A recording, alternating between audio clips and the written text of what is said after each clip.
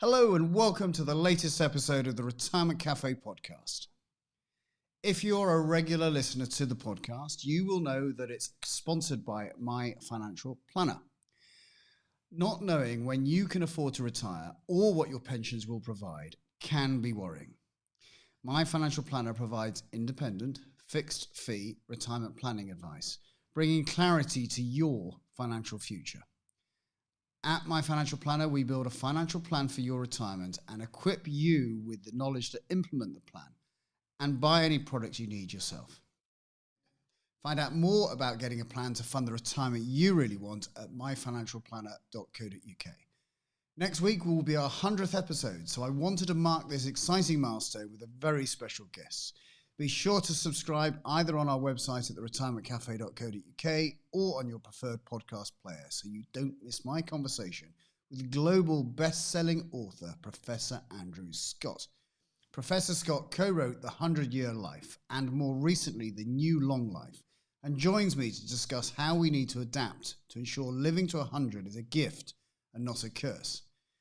In today's episode, we are revisiting a topic that I know many listeners are concerned about, and that's making sure your voice is heard and understood at the end of life, even when you lose capacity to do so yourself. Many things are outside of our control when it comes to how and when we finally shuffle off this mortal coil, but there are ways in which we can at least make our wishes known.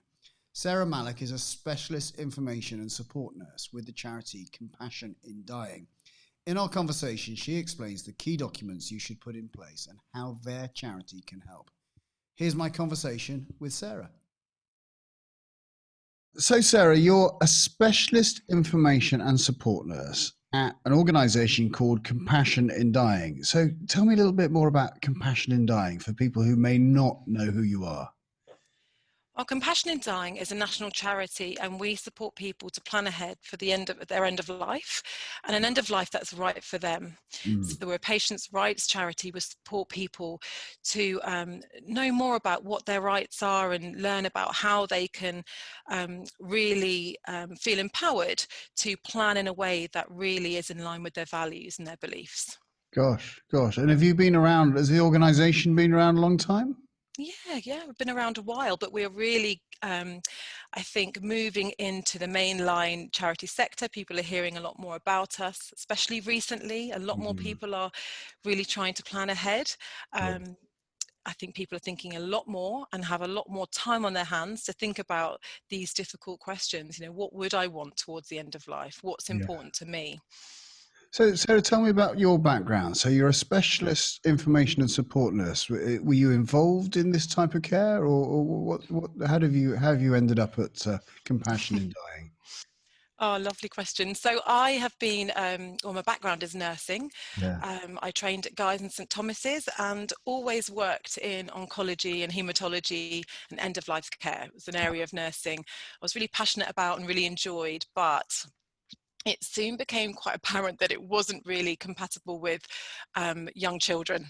Right. The hours and the overtime were just too tricky to balance, unfortunately. So about 10 years ago, I started working at Prostate Cancer UK, which is another big charity based in London, which was wonderful. And they have a big team of specialist nurses there. And then about 3.5 years ago, I made the move over to Compassion in Dying, who wanted to have a nurse on their information line. So I went from being one of a very big team of nurses to the only nurse. Wow. But it's been a really, really fascinating journey, and that sidestep from NHS and clinical nursing, which to many probably at the time, all my colleagues, seemed like a really strange move, but actually it's made me a far better nurse. It's fascinating how much you can learn when you step away from the clinical care and focus only on communication and really responding to what people are saying to you. So what is your role actually involved now then? I mean, you mentioned a helpline, etc. This is a helpline available to everybody? Yeah, it's a free helpline which people can call with slightly reduced hours at the moment whilst we're having these difficult times, but normally it's open from 9 to 5, at the moment 11 till 3, and there's a team of us. I'm the only nurse there, and we support people with their end of life planning, but we have a huge range of callers, but for those who don't want to call, people also email us, but it's not face-to-face support, it's all either email or on the phone. Yeah, yeah. So could you give me an example of maybe maybe someone who would call, what type of things that they were facing, what kind of questions that they've got, that give them a few examples. Absolutely. So I actually spoke to someone last week who called to say that they had an elderly parent in hospital, Right. and they didn't agree with what the hospital or the clinical team were proposing to do. Wow. And sadly, this is where he and many others in the same situation learned that unless there's formal planning in place, family members or next of kin just don't have that decision-making authority like so many assume. So he called us to find out what he could do, which sadly was very little apart from to really communicate to the clinical team what it was he feels was in his mother's best interest. But at the same time, as a man in his 60s, he decided that actually, I don't want this to happen to me. I now know that in order for me to retain control towards the end of life and make sure that the care I want is delivered towards the end of life, he actually got involved with us and asked for an advance decision and got his own planning in place. So we supported him in a very twofold way. In one way, helping him to try and communicate as best he could with the clinical team about what he thought was in his mother's best interest, although he had no legal authority to make decisions. But at the same time, we sort of taught him or supported him to understand what he could do for himself. So what in that circumstances, what did he decide to do for himself? He decided to do everything. Right. So he, he wanted to go belt and braces. So he completed an advance decision to refuse treatment form, which is a form where you record any medical treatments that you do not want to be given in the future. If you, just in case you can't actually make a decision for yourself at that point. So he recorded all the treatments he decided he didn't want to have if that situation were to occur where he couldn't say. And he also decided to make his 2 adult children his power of attorney for health and welfare. So we talked through the process, how those documents can work together, because they can, what was required. He was under the false impression that actually a solicitor was required for both those documents, which they aren't. Some people choose to involve them, but it's absolutely not necessary. And all that support we provided for free, which was great. Wow. And so just digging into this a little bit deeper. So he made some choices about the treatment that he didn't want to receive. Tell me kind of the examples of what that might be. And then also, how do you make, I mean, that seems an amazingly difficult thing to pre-plan. Yeah. So we actually provide a form which is a template. So Right. I've touched on already that we shouldn't actually have a one-size-fits-all approach to care and treatment, but our form does have a template which you can choose to include. And his mother had dementia, so he had been opened up to the world of dementia and the sorts of things that can go wrong with that condition as it progresses. So the issue with his mother was that they were proposing to insert some clinically assisted nutrition. Right. Which means that she needed to be tube fed, because as the condition progresses, quite often people lose the ability to swallow, and it becomes unsafe to swallow food, and they move towards clinically assisted nutrition, this tube feeding.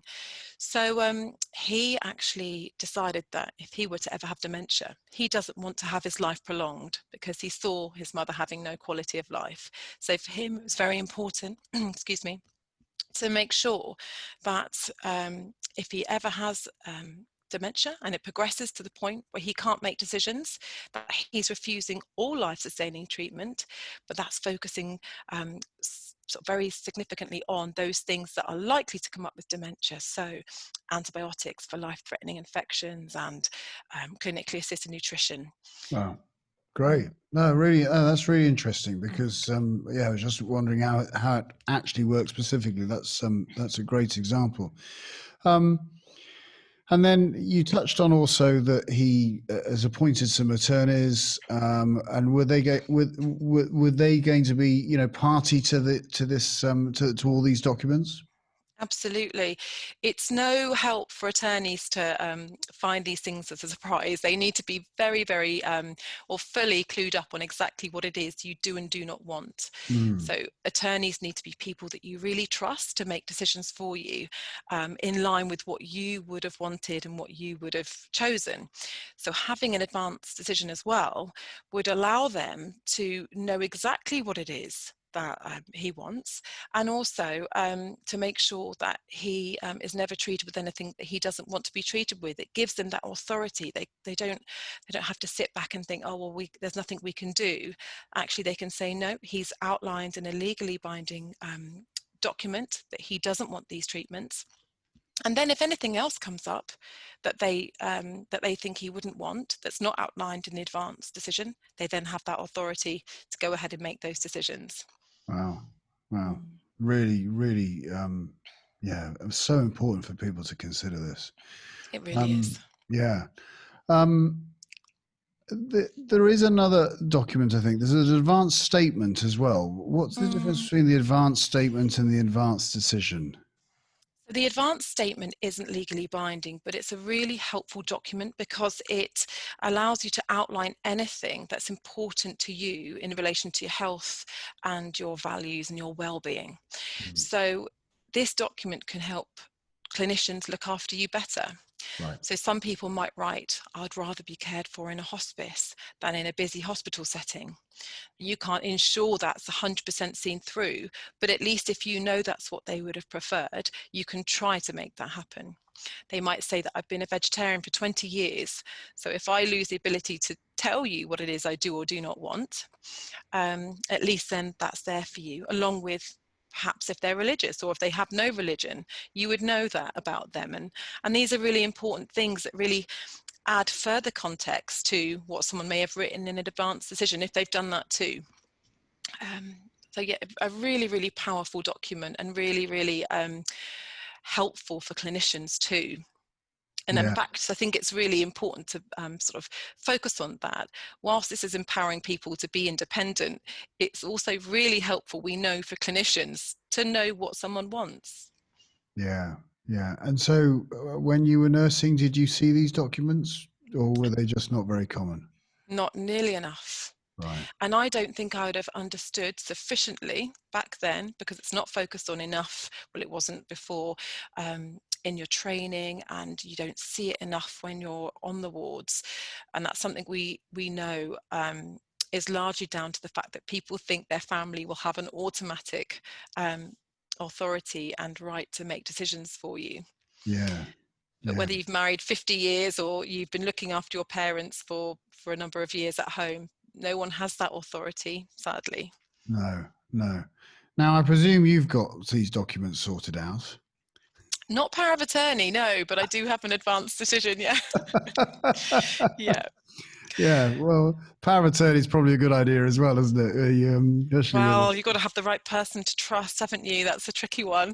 Well, it is, and you're rightly so. If you haven't got that person, then the Office of Public Guardian will pick up the pieces for you, I suppose, isn't it? So there is a backstop for arrangement for people who haven't got the power of attorney sorted out. The and do you you're obviously much younger than I am. Do you kind of impress on your friends and your neighbours to get these documents done?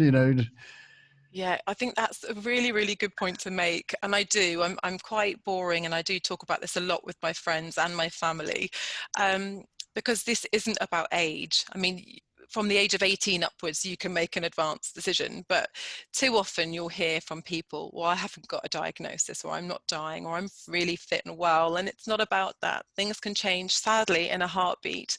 And if you do have strong feelings about what you want, and crucially, what you do not want, then it's so important to have it written down. And so if people are concerned, they should always call us at Compassion in Dying, because we'll explain all of that for free. But some of my friends cycling in London, I mean, they are my sort of target audience. Absolutely. Yeah. Yeah, well, for someone who at 30 years of age got knocked off his motorbike and ended up in intensive care for 10 days in Belgium, then I know exactly luckily I didn't have any directions needed for that, and the healthcare treatment I got was fantastic, which is good. how I'm here today. So That's good to hear. thank you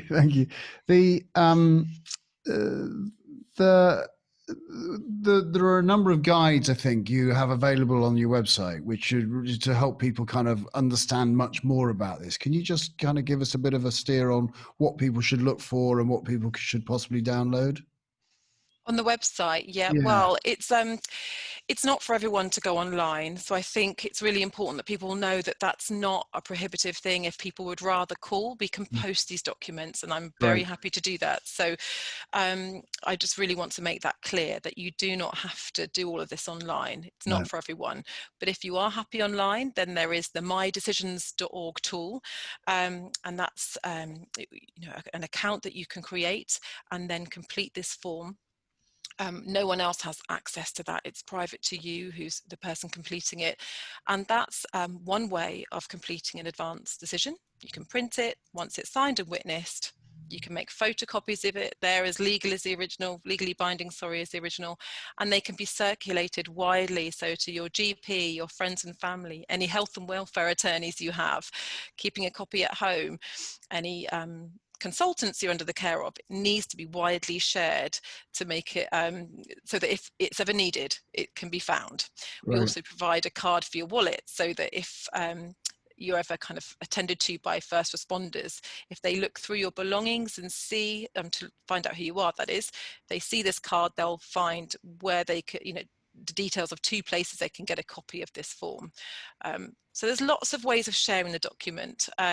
But the My Decisions tool is a great way of completing it. But you can also download it from the website and complete it. And if you can't write, or you have problems with completing forms, then it's okay to ask someone else to complete it for you in terms of handwriting, as long as they're writing in the form what you want to be written in the form.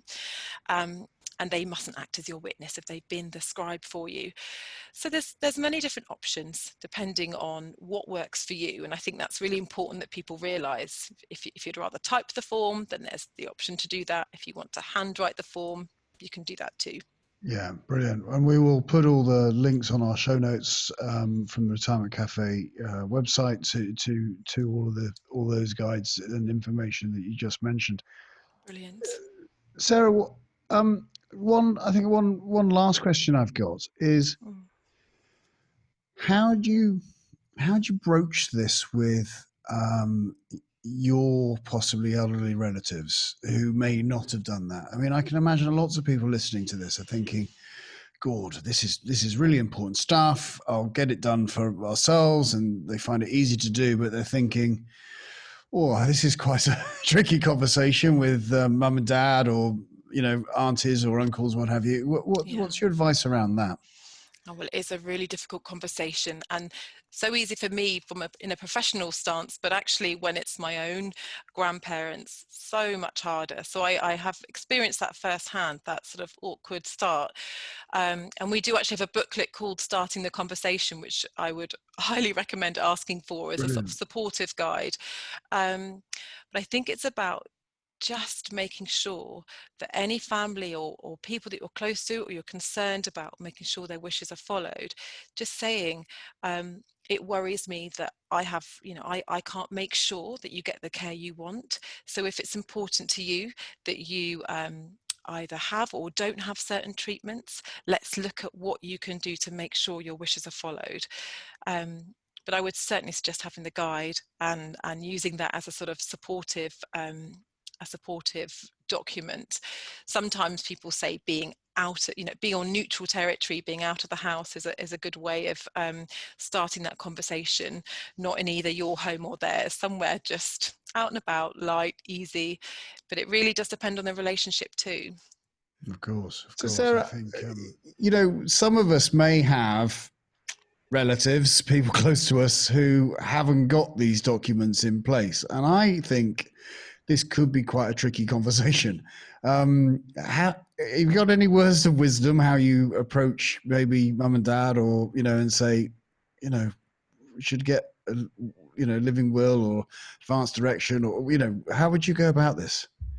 I think that's a great question, and I've experienced for myself personally how hard it is to actually have those conversations for yourself with my own grandparents. So I think it's a really, really good question, and I would say that despite doing this every day on the phone professionally, I can't say enough how I appreciate how hard it is. It's not an easy conversation. I would suggest bit by bit. You don't have to go the whole hog straight away and cover everything. Starting gently with just a sort of relaxed conversation. Have you thought about what it is that you would or wouldn't want if things change or in the future? You could even say, I've decided that this is what I wouldn't want or what I do want. So how do you feel? Do you agree? Have you got your own views on this? If you were to become unwell, is there someone you would like to speak for you, or would you rather be in control of that for yourself? That can help you sort of gauge which documents, or perhaps both, are right for your family member. Quite often, being in neutral territory, not being in one or the other's homes, can help, but it really depends on circumstance, I suppose.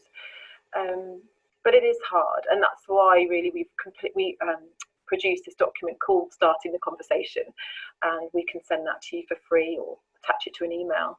And I think that would be really helpful for anyone approaching these difficult conversations. Great, wise advice. Well, Sarah, it's been fascinating talking to you today. I thank you so much for taking time out of your very busy schedule with young children and the great work that you're doing. And I will put all the links that you've mentioned today in the show notes. And is there anything that I've missed asking you about? Is there anything I've forgotten to talk about? Just that there's a huge amount of really important detailed information on our website, but if going online isn't for you, then feel free to call us on our information line service, 0800 999 2434. We're always really happy to talk through your concerns about your wishes towards the end of life, and we're really passionate about supporting people's choices. So please do get in touch if you have any questions. Fantastic. Well, thank you very much, Sarah, and enjoy the rest of your day. Thanks for having me. So until next time, this is Justin King helping you feel more informed in your retirement.